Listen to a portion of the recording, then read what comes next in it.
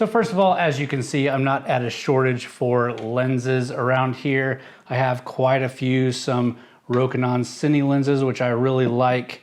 One of my favorite lenses that I'm using a ton right now is the EFS Canon 10 to 18 millimeter lens. Love this thing, love the wide angle. I just wish I had a wide angle that had better depth of field. This is the 20 mil Rokinon, but it's all manual focus, manual aperture. I can adapt it to the Canon EOS R or this SL2, but it's all manual, which is fine for 20 millimeter because I can reach up and touch it. But this one, the 35 millimeter, sits just far enough away where I can't adjust it and really nail focus when I'm just filming myself, like I pretty much always do.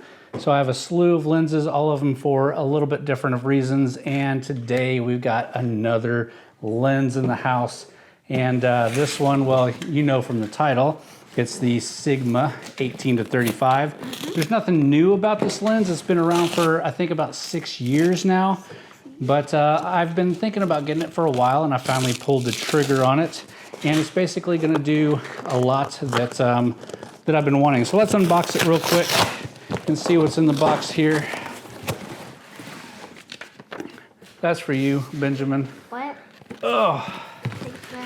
Now, I've heard one of the biggest gripes about these Sigma lenses here is the weight of them, and I can tell you from picking up this box already, it is a heavy lens. Is that heavy compared to this?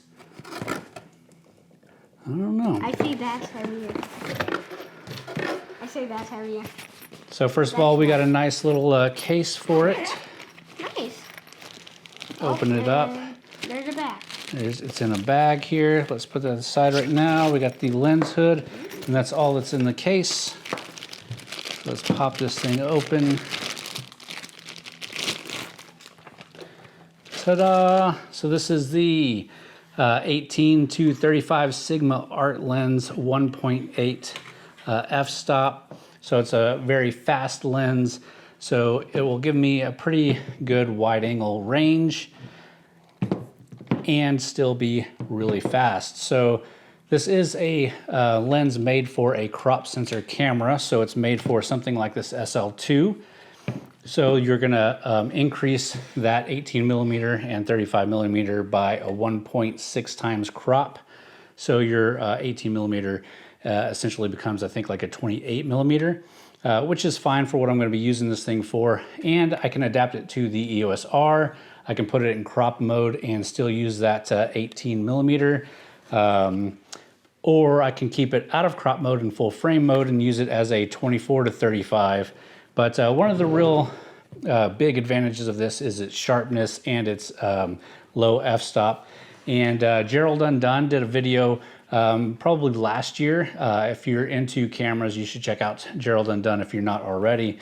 But he did a testing this versus the 35 millimeter prime and 24 millimeter prime from Sigma. And this actually was sharper in most cases than those. So this is a really great and versatile lens, and I'm excited to test it out. And here's the lens hood there. So we're gonna throw this thing on the EOS R, which we got right here. We'll also test it out on the SL2, and we'll get some video, we'll get some images and check it out, but that's what we're gonna be doing next. So let's jump into that. Perfect.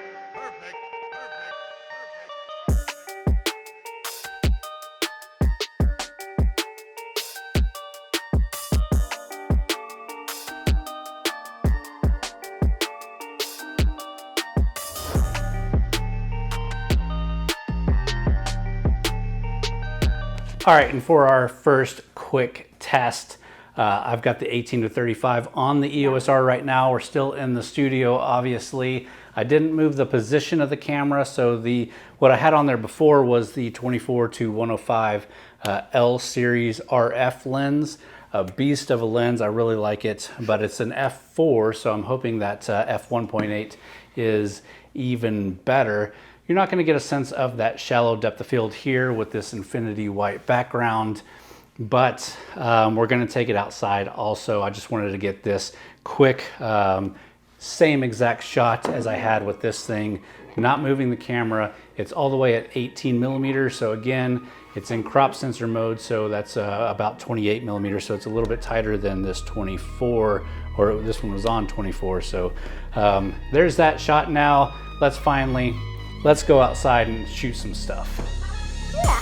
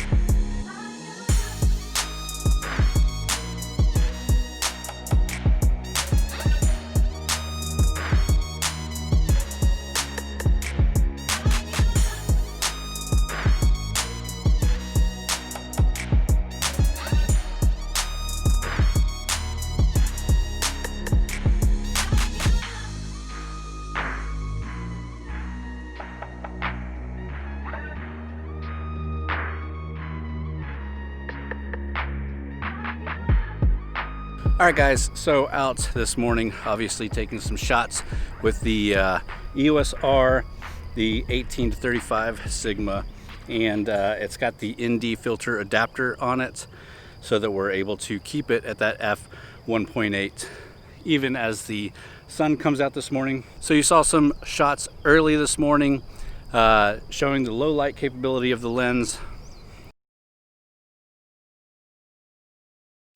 And we're getting some shots now, again, that the sun is peeking out. It's very cloudy today, so it's not harsh sun, but that's just fine. But so far, I'm really impressed with the lens. I like it. It is heavy, it is heavy, but I'm impressed with it, and gonna get some more shots.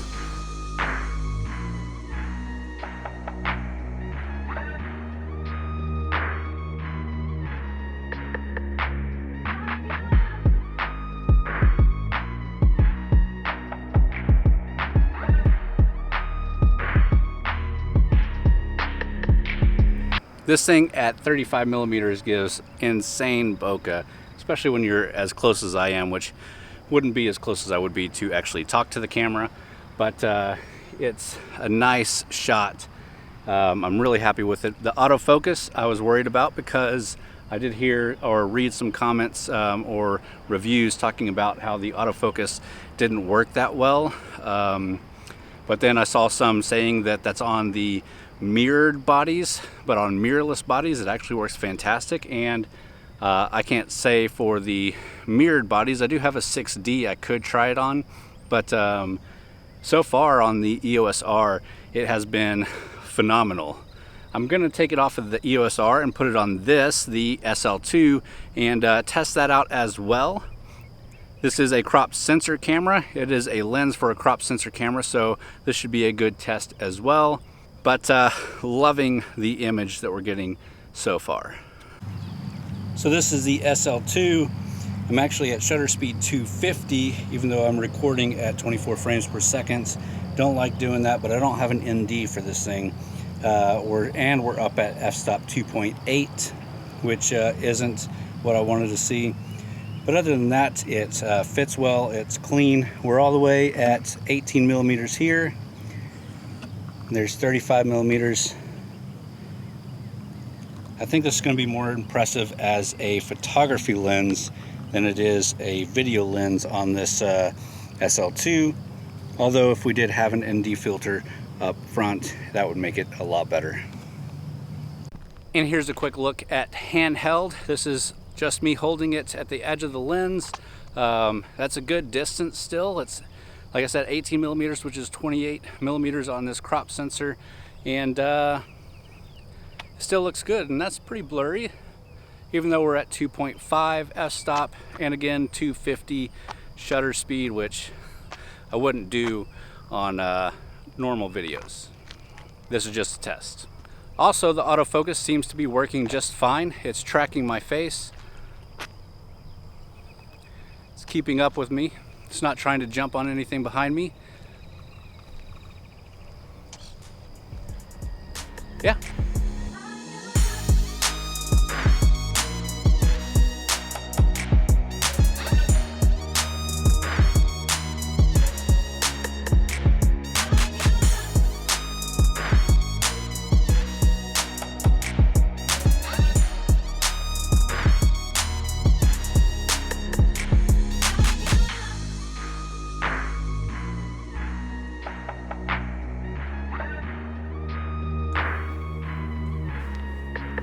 All right guys, well let me share some final thoughts on the lens and we'll wrap this video up.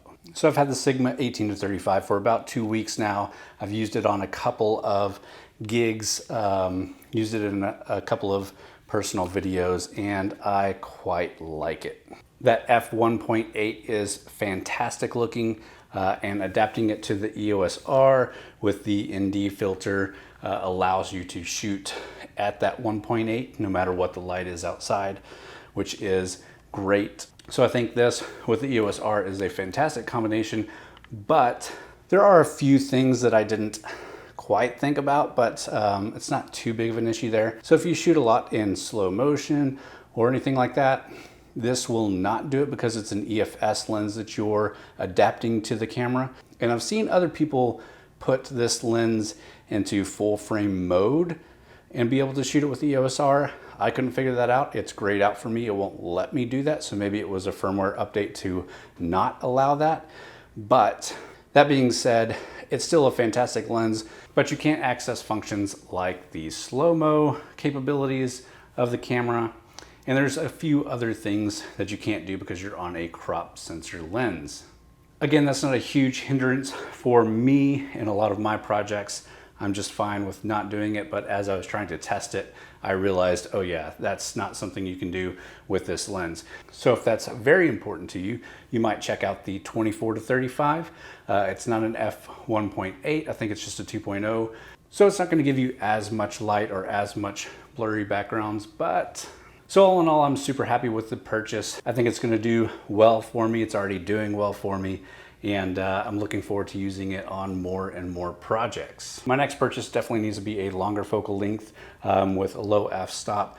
I've looked at the 70-200 Canon, but for one, those are super expensive and I don't want to spend the money for it right now, especially the RF mount. And the EF ones are super long, and when you adapt it to the EOS R, that makes it even longer and heavier. And I would like to do that because I could use the ND filter as well. And I really love the behind the lens ND filter rather than the in front of the lens ND filter. I've just had so many issues with in front of the lens ND filters and colors getting messed up or getting flares and weird things with them. I just stopped using them altogether. One day I'll get me like a matte box thing that allows me to put some in front of the lens and still shades it. But I haven't had a huge need for that so far, so I haven't invested in one. But I would like a longer focal length. I've been toying around with just an 85 prime or the 100mm prime or 135 prime. So whenever I decide to get whatever I'm getting next, I'll definitely clue you guys in, let you know, let you see what I'm dealing with, and give it a proper review just like this one. So if that's something you're interested in, please subscribe to the channel. We'll be doing a lot more. We do a lot of marketing and branding and business talk, but I like to review the gear that I have so that you guys know what I'm working with and get a sense of what you might strive to get or need to get for your business or your YouTube channel. With all of that, I hope you enjoyed the video. Please hit that thumbs up button if you did. Again, subscribe to the channel, leave me a comment. Let me know what you think. This isn't necessarily my first gear review, but it's my first lens review. I try to put as much into it as I could, but if you guys got any other feedback or comments on that, please leave it below. With that, thanks for watching.